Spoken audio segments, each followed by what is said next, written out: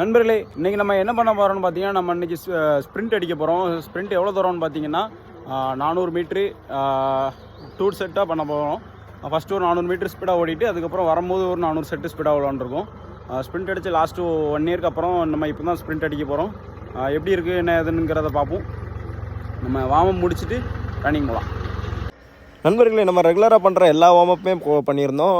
சில வார்மப்புகள் மட்டும்தான் நம்ம வீடியோ எடுத்திருந்தோம். முடிஞ்ச அளவுக்கு வார்மப் எந்த அளவுக்கு அதிகமாக பண்ணுறோமோ அந்தளவுக்கு நம்ம இன்ஜுரி இல்லாமல் ரெகுலராக ரன்னிங் போக முடியும். ஆல்மோஸ்ட் எல்லா வார்மும் பண்ணி முடிச்சாச்சு.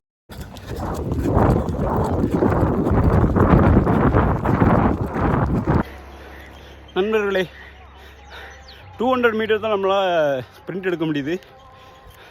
இப்போ தான் நம்மளால் என்ன முடியுங்கிறதே தெரியுது. லாங் டிஸ்டன்ஸ் ரெகுலராக ஓடிட்டு இருக்கனால எந்த ஒரு பயணமும் இல்லை. ஸ்ப்ரிண்ட்டு 200 மீட்டருக்கு மேலே நம்மளால் ஃபாஸ்ட் டிரைவிங்கில் பண்ண முடியல.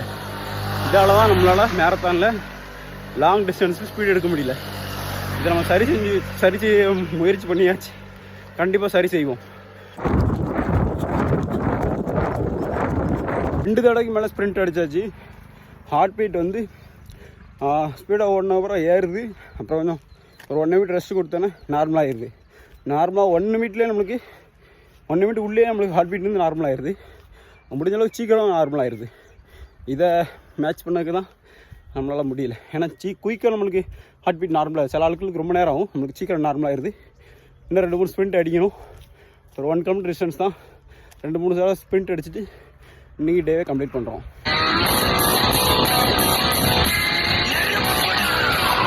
நண்பர்களே, லாஸ்ட் 200 மீட்டர் 32 செகண்ட் ஓடிருக்கோம். 32.47 செகண்ட் ஓடிருக்கோம்.